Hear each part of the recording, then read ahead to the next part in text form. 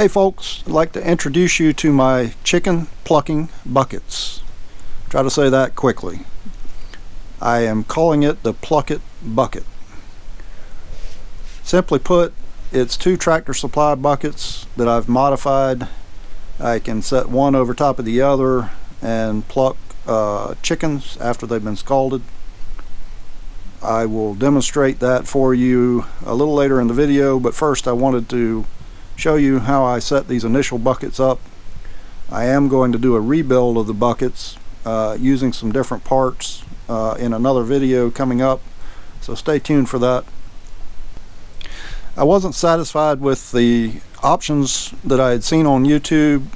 The first option I looked at was actually using a drill, and there was a little drum that people have made that had these rubber flappers mounted to the outside, and you could spin that rubber flapper and hold a chicken up against it and basically pluck the chicken with that flapper system mounted on the drill. The other systems that are out there are kind of the drum systems, more of the commercial grade, and if you got a lot of chickens, it might pay to spend $300 or $400 to go and buy one of those systems. But many of us out there are just small chicken farmers, backyard farmers, and we've got maybe 9, 10, 15 chickens, and really don't want to put that kind of an investment into a plucking system. This is a much more economical system, and I will list the parts when I do the next build of the Pluckit Bucket. I do plan to make some changes, and I'll detail all of those in that video. But just to go through what I did for this system, this is considered the base bucket. So I needed a platform to set the chicken on when I'm plucking it. This is rubber fingers that you can purchase online from several sources. Just drill a hole and pop them into the bottom of the first bucket. And then I have two jets, which are basically garden hose nozzles that shoot water up as you are actually plucking the chicken. I needed a rest for this bucket to set on top of, and so I took a piece of PVC, put some rubber grommets in the side of this bucket, stuck that through, and now this bucket can actually rest on that as it spins. This is just a base that I built to stand on to hold everything tight while I'm doing the plucking. So the inside of this, these fittings I found at Walmart very cheaply at the end of the year. Have some pipe clamps, a little bit of hose, and you can see they go up to those spray nozzles that are sticking through. On the outside, this was another fitting that I bought from Walmart, and tied on with this valve, I can hook a garden hose up and use a spray nozzle just to clean things up. The in-feed hose comes in here, so I'm supplying water into the spray nozzles. I can turn that off here if I would like, and then turn this one on, use just this hose, or however I want to set it up. So the upper bucket, the top bucket, really what I needed was a way to mount this drill so that I could turn the bucket. You can see this is a drill bit. That is a part of a kit that I bought from Harbor Freight, the carbon steel hole saw set. And really all I did was stuck some screws through the bucket, and I have a wooden backer in the bottom that holds everything in place, and I don't end up splitting the top of the bucket. Now, I do have another system that I plan to do on the next build rather than having to use one of these. So for the top bucket, you can see the backs of all the fingers mounted here. The inside, you can see the fingers. That's what actually plucks the chicken. And I needed to make sure that when I set this down, that I had the alignment right so that the bottom row of fingers was just above the tops of these fingers, and that way when the bucket sets down, it sits around the chicken, and as it spins, the fingers do their job. So when the chicken's in there and the bucket is spinning and the water is spraying on the inside, it does sling out under the bucket, under this top bucket.